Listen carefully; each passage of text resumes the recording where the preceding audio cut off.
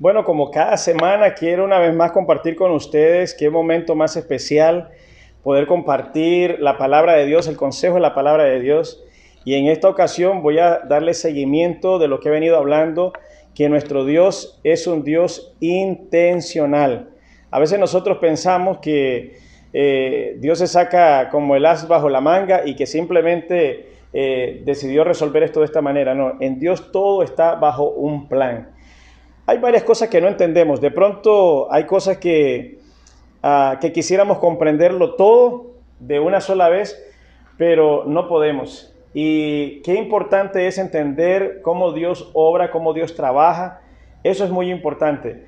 Entonces, quiero mostrarles ahora una historia que tiene que ver con la historia de José. Yo no sé cuántos la recuerdan, pero podría mencionarle a muchísimas personas. Por ejemplo, podría mencionarte a Noé, 110 años trabajando Noé con su familia para luego ocupar un arca donde sería salvo él y toda su familia, ¿verdad? En número de 8, con también una pareja y de cada especie de los animales y hasta 7 parejas en el caso de los animales limpios, que le llamaban, que los animales que se pueden comer, ¿verdad? Como el ganado, como las ovejas, bueno, ese tipo de animales limpios, ¿verdad? Aves y ese tipo de cosas. Muy bien, también podría hablarles sobre Abraham. Podría hablarles sobre Abraham que se convirtió en un nómada en algún momento, ¿verdad? Y no encontraba lugar, sino que iba de un lugar a otro, iba aquí, iba para allá, y luego el Señor le dio tremenda promesa que hasta hoy todavía nos alcanzan esas promesas de las bendiciones que recibió Abraham por su obediencia y por haberle creído a Dios. Podría hablarles de Isaac, podría hablarles de Jacob, pero quiero ir hasta José y ese sueño que tiene, esos sueños que empieza a tener José, ¿verdad? Que empiezan a meterlo en tremendos problemas. En Génesis capítulo 37, versículo 1, obviamente, dice, Jacob habitó en la tierra donde había vivido su padre, en la tierra de Canaán. Esta es la historia de la familia de José. Tenía 17 años y apacentaba las ovejas con sus hermanos. El joven estaba con los hijos de Bilha y con los hijos de Silpa, mujeres de su padre. Informaba José a su padre de la mala fama de sus hermanos. Tuvo José un sueño y lo contó a sus hermanos, y ellos llegaron a aborrecerlo más todavía. O sea, como que dice, ya lo aborrecían y llegaron a aborrecerlo más todavía. Y él les dijo, oí ahora este sueño que he tenido. Estábamos atando manojos en medio del campo, y mi manojo se levantaba y se quedaba derecho. Vuestro manojo estaba alrededor y se inclinaban ante el mío. O sea, vean lo que le está contando. Dice, mi manojo se levantaba derecho y el de ustedes se inclinaban hacia el mío. O sea, como quien dice, le rendían culto a él. Y eso era claro que tenían razón para que sus hermanos empezaran a molestarse y a verlo de otra manera. Entonces le respondieron sus hermanos, ¿reinarás tú sobre nosotros y dominarás sobre nosotros? Y lo aborrecían aún más a causa de sus sueños y sus palabras. O sea, lo aborrecían una vez, 2 veces, 3 veces. Después, aquí, esta es la segunda, pero sigo compartiendo con ustedes en Génesis 37:9. Después tuvo otro sueño y lo contó a sus hermanos. Les dijo, he tenido otro sueño, soñé que el sol, la luna, 11 estrellas se inclinaban hacia mí. Y lo contó a su padre y sus hermanos y a sus hermanos. Su padre le reprendió y le dijo, ¿qué sueño es este que tuviste? ¿Acaso vendremos yo, tu madre y tus hermanos a postrarnos en tierra ante ti? O sea, el padre ya estaba un tanto asustado. Pero mira cómo empieza toda esta historia de José. Tenía 17 años y diríamos José no tenía... ¿Qué culpa tenía José de haber soñado? ¿Qué culpa tenía José pues de que, diría yo de alguna manera, que Dios le diera esos sueños? Sin embargo, ¿qué sucede? ¿Qué sucede? Que al contárselo a sus hermanos le dan una interpretación y luego un segundo sueño que le cuenta a su padre y a sus hermanos, y entonces ellos le dan, el padre le da una interpretación un tanto parecida, ¿verdad? Y obviamente le reprende porque ¿qué es esto? O sea, era uno de los hijos menores, era el hermano número 11 de todo el grupo de hermanos de la tribu de Jacob, diríamos de alguna manera. Así es que, qué interesante es entender de que Dios es un Dios de propósitos, es un Dios intencional. Y ahora, ¿por qué? Déjame que te cuente un poco de la historia. Porque de pronto uno piensa, uy, qué mal que me está yendo. Qué mal que me está yendo. Y uno dice, wow, no sé por qué me pasa esto. Si estás caminando en los caminos de Dios y algo no está yendo bien, solamente será una prueba que pronto va a pasar y luego te dejará una gran enseñanza y podrás decir, wow, ¿cuánto aprendí de esto? Entonces, cuando uno camina en Dios, cuando uno camina con Dios en obediencia, las pruebas que te vienen solamente son para que crezcan, no para destruirte. Ahora, si Dios no está de tu lado, si no estás caminando con Dios, eso significa que podría entonces, a la verdad, podría llegar una prueba que podría destruirte. Incluso podría dañarte completamente. Bueno, déjame seguir con la historia de José. ¿Qué sucede con José? Sucede que los hermanos llenos de envidia, lo venden. Obviamente no voy a, si tienes tu Biblia, tú puedes seguir ahí y terminar quizás en el capítulo 40, quizás, pero te voy a hacer la historia un poco rápida. Sucede que los hermanos llenos de envidia venden a José y se lo venden a los ismaelitas, que eran comerciantes que viajaban a Egipto y lo llevaron como esclavo. Y estando en Egipto, lo compró Potifar. Este era el capitán del ejército del faraón. Potifar se lo lleva a su casa y estando en su casa, todo lo que hacía, oiga bien, todo lo que hacía José, todo prosperaba. ¿Por qué? Porque la Biblia dice que Dios estaba con él. A la verdad, todas las personas con las que Dios está con ellos, prosperan. Por eso es que es interesante que el cristiano prospere. Porque, en primer lugar, porque los cristianos, bueno, se supone que no deben de tener vicios, no gastan dinero en licor, no gastan dinero en tabaco, no gastan dinero en drogas, no gastan dinero en repartiéndoselo a mujeres. ¿Por qué? Porque viven en forma ordenada y viven de forma obediente conforme a la palabra de Dios. Es muy común que el cristiano prospere, debería de prosperar, debería de vivir bien al menos. Pero, escuche lo siguiente. ¿Qué pasaba entonces con José? Que prosperaba todo lo que él hacía. El amo, el señor de José, que llamaba Potifar, comenzó a ver que si lo ponía en el jardín, eso prosperaba. Buenas flores, buenas plantas, todo. Si lo mandaba a ver el ganado, y esto estoy yo, ¿verdad? Como haciéndote la historia.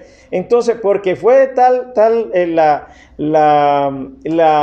lo bien que le iba, ¿verdad? Lo bien que le iba, que decidió Potifar ponerlo sobre todos los bienes de su casa, que él fuera el mayordomo, que él fuera el administrador de sus bienes. Pasó el tiempo y la Biblia dice que José era de hermoso parecer y resulta que la esposa de Potifar se enamora de José y comienza a acecharlo y comienza a acecharlo y comienza a acecharlo hasta que, como alguien diría, lo arrincona en algún lado, se quiere hacer de él a las fuerzas y lo que hace a José es dejar la diríamos la capa, la camisa, la túnica, lo que anduviera, lo dejó ahí y se quedó la mujer de Potifar, la esposa de Potifar, vamos a decir, se quedó con eso en la mano y luego empezó a gritar, mira lo que ha hecho el hebreo, mira lo que hizo el esclavo, el siervo de mi señor, mira lo que hizo.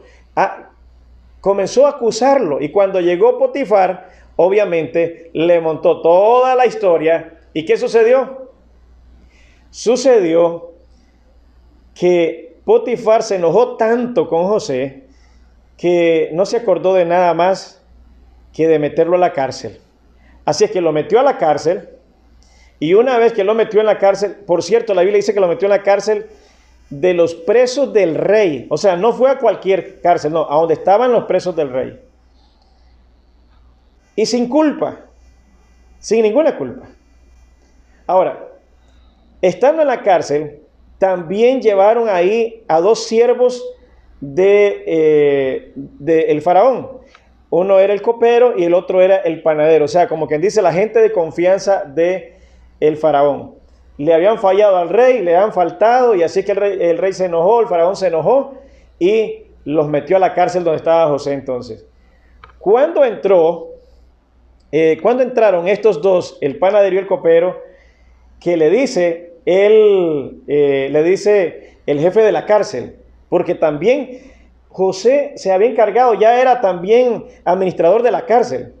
Imagínate tú, que donde quiera que llegaba José prosperaba, hasta en la cárcel prosperaba, porque la Biblia dice que Dios, Jehová, estaba con él. Qué maravilloso es saber que puedes prosperar en cualquier parte donde estés, en cualquier parte donde te encuentres, si el Señor está contigo. Qué maravilloso. Entonces, ¿qué sucede? Que el copero y el panadero, ambos tienen un sueño. Y obviamente que cada uno relacionado con su tarea. Le dice el copero a José, y lo estoy haciendo un poco breve porque primero llega José y cuando los ve que están afligidos, que están un poco tristes, y entonces les dice José, ¿por qué están tristes? ¿Por qué ese semblante? ¿Qué ha pasado con ustedes? ¿Qué ha pasado con su familia? ¿Qué ha pasado allá afuera? Y ellos le dicen, oh, es que tuvimos unos sueños. Bueno, cuéntenme el sueño, porque de Dios es poder discernir los sueños. Y le dice el copero, pues estaba durmiendo y cuando me vino este sueño, que yo estaba frente al faraón y que extripaba las uvas frente al faraón y le daba de la copa y el faraón tomaba de la copa. Le dice José, ojo, en 3 días vas a estar delante del faraón y te van a restaurar al puesto que tenías antes. El panadero también se animó. Se animó el panadero de tal manera que le cuenta el sueño y le dice, sobre mi cabeza estaban 3 canastillos llenos de pan y de manjares del faraón. Uno grande, uno más pequeño y otro más pequeño allá arriba, pero estaban llenos de manjares y de pan del faraón. Pero en el canastillo de arriba habían aves comiéndose el pan. Y le dijo José al panadero, bueno, esos 3 canastillos también quiere decir que en 3 días saldrás de la cárcel, pero te va a quitar la vida. Eso significa que te va a ahorcar, te va a colgar, y significa que las aves comerán tus carnes. Obviamente a nadie le va a gustar. Nadie le va a gustar eso, que le digan que le den el significado de un sueño como el que le dieron al panadero. Pero justamente, en 3 días, el copero fue restaurado y le servía al rey. En 3 días él panadero salió de la cárcel y fue colgado. Y sus carnes se las comían las aves, tal y como se lo dijo José. Pero José le había recomendado al copero que cuando saliera, le hablara de él al faraón, porque él no tenía ninguna culpa de que estuviera en la cárcel, ni que lo hubieran vendido sus hermanos, o dime tú, ¿qué culpa tenía José que los hermanos lo odiaran tanto? Que lo vendieran sus hermanos a los ismaelitas, que los ismaelitas lo llevaran a Egipto. ¿Qué culpa tenía José? Ninguna culpa. Que lo comprara Potifar. Y justamente que cuando le estaba yendo bien en la casa de Potifar, entonces la esposa de Potifar se enamorara de él, lo quiso acechar y bueno, sí que lo acechó, pero quiso aprovecharse de él, mas José le dijo, ¿cómo yo haría tan gran mal a mi señor? A Potifar. Y eso le costó la cárcel. Entonces José dijo, yo no tengo ninguna culpa de estar en la cárcel. Háblale al faraón, le dijo al copero. Pero ¿qué sucedió? Sucedió que el copero salió y se olvidó del José, del esclavo, del hebreo. Se olvidó. Pero el faraón tuvo 2 sueños seguidísimos. Y nadie le pudo dar el significado de los sueños. Y dice el panadero, oh Señor, entiendo que he pecado, porque en la cárcel hay alguien que me dijo que le hablara a usted de él. Porque cuando nosotros estuvimos presos, tuvimos sueños, el panadero y yo, y justamente lo que él nos dijo que significaban los sueños, eso sucedió. Yo fui restaurado para servir a mi Señor y el panadero fue sacado de la cárcel para colgarlo y que las aves se comieron sus carnes. Dijo el faraón, listo, vayan, tráiganme a José. Necesito a José ahora. Tráiganlo porque necesito que me dé el significado de los sueños. Fueron corriendo, trajeron a José, lo afeitaron, lo bañaron, lo vistieron bien para que se pudiera presentar delante del faraón. Y luego dice el faraón, ¿eres tú quien puedes adivinar los sueños? Y José dijo, de Dios es el dar el significado de los sueños, para que usted lo tenga claro. Sucedió que el faraón le cuenta, de pronto yo veía 7 vacas flacas, pero muy flacas a la orilla del río. Y de pronto salían 7 vacas gordas también. Habían 7 gordas y 7 flacas. Las gordas estaban ahí pastando y como descuidadas, venían las 7 flacas y se comían las gordas. Se comían las vacas gordas. Y cuando yo veía las vacas flacas que se habían comido las gordas, parecía como si no se habían comido nada. O sea, seguían flacas, reflacas.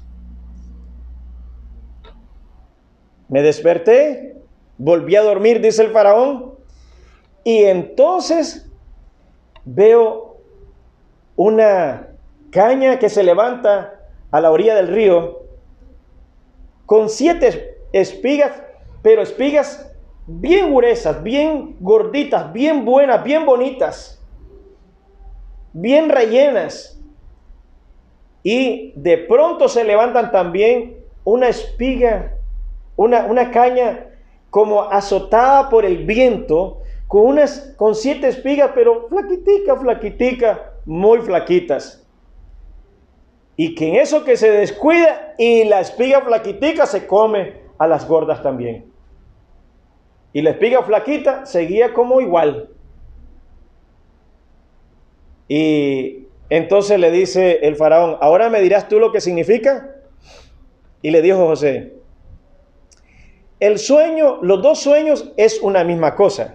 O sea, las vacas flacas, las vacas gordas es un sueño. Las espigas gordas, las espigas flacas es otro sueño, pero los 2 sueños significan la misma cosa. Significa que Egipto tendrá 7 años de abundancia. Y después de 7 años de abundancia vienen 7 años de escasez. Tal será la escasez que muchos podrían morir de hambre. Así es que, ¿por qué 2 sueños? Porque eso quiere decir que eso viene ya, pronto. O sea, eso no se demora. Dios está avisando que eso es ya. Ahora dice José, no se queda callado, sino que José dice, ¿sabe qué, mi señor? Busque usted un hombre sabio entre su pueblo, que pueda tomar la quinta parte de la cosecha durante los 7 años y guardarlos en graneros bajo la mano del faraón, para que cuando vengan los 7 años de sequía, que no se podrá sembrar, no se podrá cosechar, no se podrá hacer nada, entonces pueda alimentar al pueblo y no muera de hambre. El rey comenzó a ver a su lado y dijo, no veo por acá y no veo por allá. Y el faraón y sus siervos les pareció bien que José fuera esa persona que se encargara de recoger la quinta parte de las cosechas sobre 7 años para que luego pudiera alimentar los otros 7 años al pueblo. Dijo el faraón, nadie es más listo que tú, nadie con tanta sabiduría, tú serás quien te encargues de esa labor. Y lo llamó el faraón y sacó su anillo, el sello del faraón como el sello del rey, y lo puso en la mano de José, de tal manera que dijo el faraón, toda rodilla se doble ante José, de tal manera que estará sobre todo Egipto, sobre todo el pueblo. El único que estaré fuera de él soy yo, dijo el faraón. Entonces, quiero concluir con esto. Cuando a alguien se le pregunta, ¿cuánto les gustaría ser bendecidos como José? Y dicen, yo, claro que yo. Y yo diría, ¿cuánto les gustaría ir a la cárcel como José? Ahí nadie quiere. Ahí nadie quiere. Ese es el asunto. Ahora, lo que quiero decirte es que nuestro Dios es un Dios intencional, de tal manera que los sueños de José, al principio, cuando tenía 17 años, tenían un sentido, prepararlo para que entendiera de alguna manera hacia dónde Dios lo estaba moviendo. El que sus hermanos lo odiaran, el que sus hermanos lo vendieran, que lo comprara Potifar, que los echara la esposa de Potifar, que Potifar lo metiera en la cárcel de donde encerraban a los presos del rey, que el panadero y el copero cayeran a la cárcel justamente cuando estaba José ahí, ya estoy pasando la historia, todavía no he llegado a Moisés y ya estoy adelantándome. Entonces, el punto principal de esto es que cuando Dios tiene un propósito en la vida de alguien, de una u otra manera, se va a cumplir. Se va a cumplir el propósito y el plan de Dios. Y cuando alguien vive conforme al plan y al propósito de Dios, toda su vida está bajo la intencionalidad de Dios. Déjame terminar con esto. El día que sus hermanos llegaron a Egipto, le dijo José, saben, no fueron ustedes los que me trajeron a Egipto. No fueron ustedes los que me vendieron. Fue Dios que me trajo a Egipto para hacerme señor de Egipto y padre de Faraón, para que pudiera cuidar y guardar la posteridad de ustedes como la posteridad de esta nación.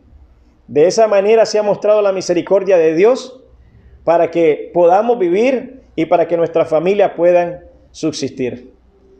Así es que estén tranquilos y al final eso quiere decir que José entendió que todo el proceso estaba bajo un orden, bajo una intencionalidad, porque todo tiene que ver cuando Dios se comprometió con Abraham bendecirlo y que su descendencia sería 400 años esclavo en una nación extraña. Y así se cumple la palabra de Dios.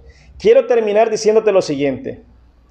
Pase lo que pase, si tú obedeces a Dios, cualquier prueba que estés pasando o que estés a punto de pasar o que estés saliendo de ella, tiene sentido en el plan divino, en el plan de Dios. Y nada de esas cosas son para destruirte, sino más bien para fortalecerte y empujarte hacia tu destino, que sin lugar a dudas también será glorioso. Quizás no sea como el de José, pero será de gran bendición para ti, que te dará mucha satisfacción en la vida. Así es que esa es la fe con la que vivimos, y es con la que espero que tú vivas también y puedas caminar y puedas creer en el plan y el propósito de Dios, porque los pensamientos de Dios son buenos, son agradables y perfectos para sus hijos. Si tú eres un hijo de Dios, eres una hija de Dios, espera lo bueno de Dios, aunque ahora no lo estés pasando muy bien. Te bendigo en el nombre poderoso de Jesucristo y declaro que la gracia de Dios te encamina, te lleva a cumplir tu destino glorioso en Cristo Jesús. Será hasta la próxima. Un fuertísimo abrazo.